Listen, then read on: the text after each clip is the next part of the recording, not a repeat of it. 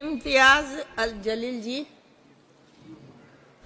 The Public Examinations Prevention of Unfair Means Bill 2024 देर आए दुरुस्त आए। मैडम, अगर ये बिल आज से 5 साल पहले अगर आ गया होता तो 1,40,00,000 बच्चे जो सरकारी नौकरी हासिल करने के लिए, महज 1,04,000 नौकरी हासिल करने के लिए 1,40,00,000 बच्चे जो दिन और रात मेहनत किए, पढ़ाई किए, एग्जामिनेशन के अंदर बैठे, बाद में पता चला कि पेपर लीक हो गया था, एग्जाम कैंसिल हो गया, कई बच्चे एग्जामिनेशन के अंदर बैठ नहीं पाए क्योंकि उससे पहले ही पेपर लीक हो गया था। अगर 5 साल पहले ये बिल आ जाता तो इन्हें इतना खामियाजा भुगतना नहीं पड़ा होता। सवाल यह है कि 1,40,00,000 नौकरियों, 1,40,00,000 बच्चे, नौकरियां कितनी? तो 1,04,000। अगर ये पूरे के पूरे चले भी जाते तो 1,39,00,000 बच्चे तब भी बेरोजगार रहते। आपने इस बिल के जरिए जो सेंट्रल गवर्नमेंट के जो एजेंसीज है, जिस ऑर्गेनाइजेशंस है, इंस्टीट्यूशंस है, यूपीएससी है, staff selection commission, railway recruitment board, ऐसी जितनी भी सेंट्रल गवर्नमेंट की है, उसको इस बिल के दायरे के अंदर लेकर आए हैं। हमारी ये मांग है कि जो राज्य सरकार के जो प्रमुख एग्जामिनेशंस होते हैं उनको भी इस बिल के दायरे के अंदर इसलिए लाना जरूरी हो गया है कि कई राज्य सरकार के नेताओं और कई राज्य सरकार द्वारा ही पेपर लीक के मामले सामने आए हैं। इसीलिए इसको इस बिल के अंदर उन्हें भी लाना जरूरी है। ये जो बिल लाया गया है इसमें हम मंत्री जी से ये पूछना चाहेंगे कि थेफ्ट, एक्सटॉर्शन, रॉबरी और डिस्ट्रक्शन ऑफ क्वेश्चन पेपर्स, इसके लिए सजा का क्या प्रावधान तो बताया गया है, नो स्पेसिफिक प्रोविजन। दूसरा यह है कि डिबारमेंट फ्रॉम एग्जामिनेशंस, इसके लिए क्या प्रावधान है सजा का, तो नो स्पेसिफिक प्रोविजंस। तीसरा यह है कि चीटिंग और use of unfair means by an examinee, कि अगर जो एग्जामिनेशन पेपर चेक कर रहा है उसके खिलाफ अगर वो कुछ बेईमानी करता है तो उसके लिए क्या प्रावधान सजा का, तो नो स्पेसिफिक प्रोविजंस। तो हम मंत्री जी से ये पूछना चाहेंगे कि इसके बारे में क्या क्या स्पेसिफिक प्रोविजंस हैं ये बताए करके। मंत्री जी ने जब अपना ये बिल को पेश कर रहे थे तो स्वाभाविक है आपके विरोधी राज्य जो है उन्हीं के बारे में आप जिक्र करेंगे। आपने राजस्थान का जिक्र कर लिया, पश्चिम बंगाल का जिक्र कर लिया, लेकिन क्या बेईमानियां आपके राज्यों के अंदर जो हो रही है उसका जिक्र नहीं करेंगे आप? मैं महाराष्ट्र से आता हूं, मैं महाराष्ट्र के अंदर कितनी बेईमानियां हुई है। टीईटी का एग्जामिनेशन, क्या होता है टीईटी का एग्जामिनेशन चेयरपर्सन मैडम?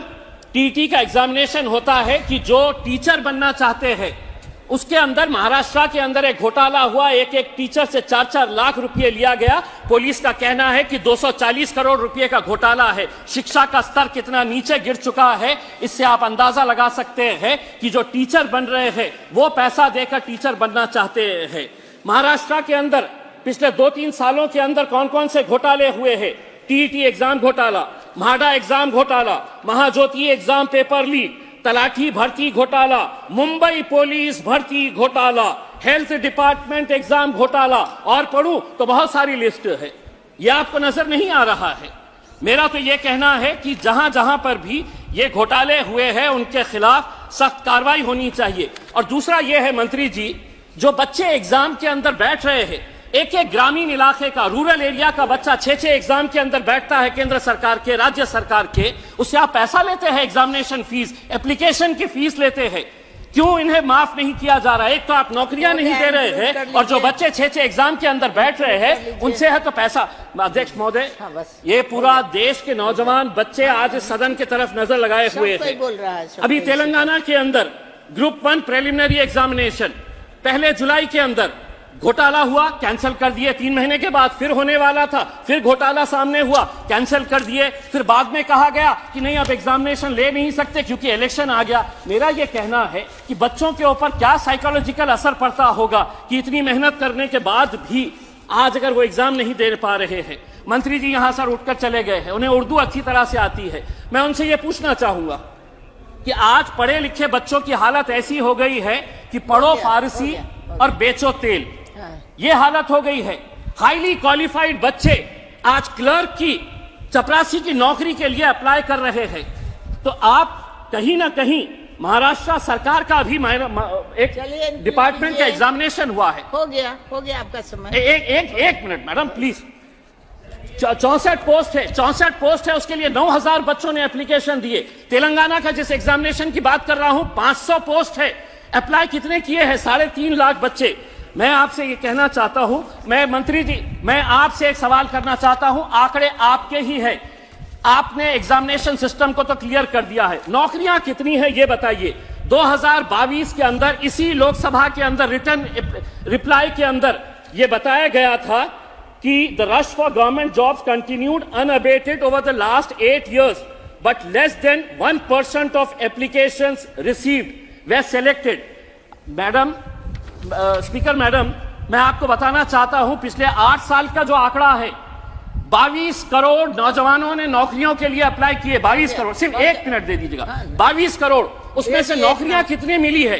तो महज 7,22,000 बच्चों को सरकारी नौकरियां मिली है। अच्छा बोल रहे हैं। 22 करोड़ कहां पे है और 7 लाख कहां पे है? उसके बावजूद भी आप अपनी पीठ थपथपा रहे हैं। अब मैडम स्पीकर, कल हमने प्रधानमंत्री जी का भाषण सुना, 2 घंटे तक वो बोलते रहे कि कितना अच्छा रहा है करके, हमने मंदिर बना दिए, हमने ये बना दिए, आप अपनी पीठ थपथपाते रहे। मोदी जी की गारंटी है करके जब उन्होंने कहा तो आप सभी ने तालियां बजाए, बेंच को बजा बजा कर अपने हाथ दुखा दिए। क्या मोदी जी की गारंटी यहाँ के इस देश के सब कुछ का?